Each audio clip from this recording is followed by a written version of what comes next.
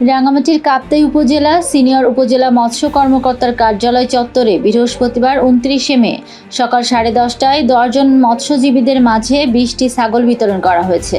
মৎস্য অধিদপ্তরের আওতাধীন হালদা নদীর প্রাকৃতিক মৎস্য প্রজনন ক্ষেত্র উন্নয়ন ও ব্যবস্থাপনা প্রকল্প দ্বিতীয় পর্যায়ের আওতায় কর্ণফুলী নদীর নিবন্ধিত মৎস্যজীবীদের মাঝে বিকল্প আয়বর্ধক উপকরণ হিসেবে এই ছাগল বিতরণ করা হয় বলে জানান কাপ্তাই উপজেলার সিনিয়র মৎস্য কর্মকর্তা শেখ মোহাম্মদ এরশাদ বিন শহীদ।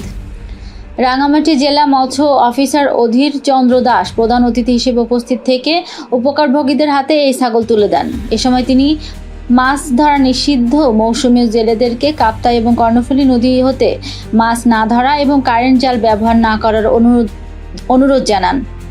কাপ্তাই উপজেলা সিনিয়র মৎস্য কর্মকর্তা শেখ মোহাম্মদ এরশাদ বিন শহীদের সভাপতিত্বে বিতরণ অনুষ্ঠানে অন্যান্যদের মধ্যে উপস্থিত ছিলেন কাপ্তাই উপজেলা সহকারী কমিশনার নেলি রুদ্র, মৎস্য সম্প্রসারণ কর্মকর্তা বিমল জ্যোতি চাকমা সহ প্রমুখ। কাপ্তাই উপজেলা মৎস্য বিভাগ সূত্রে জানা যায়, কাপ্তাই লেক ও কর্ণফুলী নদীতে মৎস্য আহরণে নির্ভরশীল 10 জন নিবন্ধিত মৎস্যজীবীকে 2টি করে মোট 20টি ছাগল, খাবারের জন্য খোয়ার, প্রয়োজনীয় ওষুধ, ভিটামিন ও খাদ্য সামগ্রী বিতরণ করা হয়। বৃষ্টিতে বর্ষাতে ছাগল যেন বৃষ্টি না পারে, শীতে যেন শীত না লাগে, যে ঘরটা তৈরি করা হয়েছে ঘরটা একটু যত্ন নেবেন। যদি সুযোগ থাকে ঘরটার মধ্যে একটু ইয়া দিয়ে দিবেন, রং যাতে কিছু দিবেন, তাতে করে ঘরটা বেশি দিন টিকবে। ঠিক আছে, সুন্দরভাবে নিবেন, ছাগলকে খাওয়া দাওয়া করাবেন। আমরা আজকে এই পর্যন্ত টিকা বোধ আমরা ইতিমধ্যে দিয়ে দিচ্ছি, একটা আমাদের প্রিপেয়ার টিকা ইতিমধ্যে দেওয়া হয়ে গেছে। আপনার প্রতি বছরে কমপক্ষে একবার প্রিপেয়ার টিকা দিতে হবে, প্রতি 3 মাসে তারপরে কৃমিনাশক ট্যাবলেট খাওয়াতে হবে। আর যে কোনো অসুবিধা, আপনার অসুখ হলে ডাক্তার দরকার, পশুর ক্ষেত্রে ডাক্তার দরকার, এটা মনে রেখে আপনারা কাজ করবেন। আমি আশাবাদ ব্যক্ত করছি এবং আপনাদের প্রত্যেকের পারিবারিক সুস্থতা সমৃদ্ধি কামনা করছি। সবাই ভালো থাকবেন, আরও অর্থনৈতিকভাবে সমৃদ্ধ।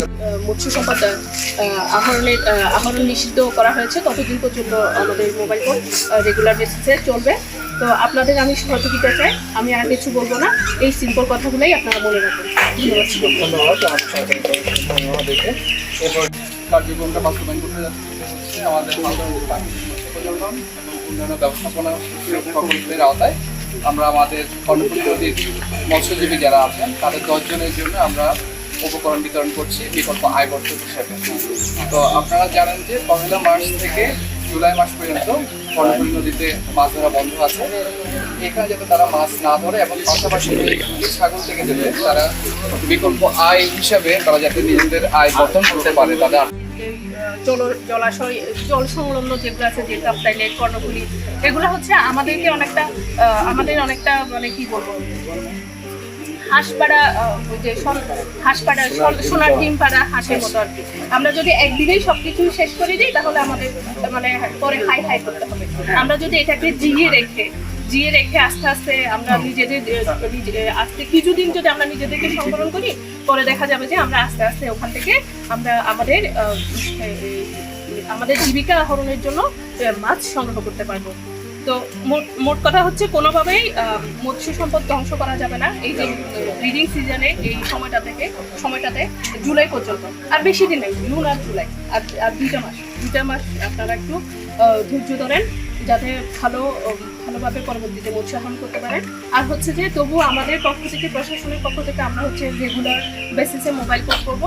আর এখানে কিন্তু জরিমানা হচ্ছে যে অর্থদণ্ড এবং কারাদণ্ড দুটাই কিন্তু, হ্যাঁ, এখানে কিন্তু কারাদণ্ডের বাইরে কোনো কিছু দেওয়ার সুযোগ নেই। কেউ আপনাদেরকে একটু মানে দয়া পরামর্শ হয়ে কিন্তু কেউ কারাদণ্ড অথবা জরিমানা কম করতে পারবে না।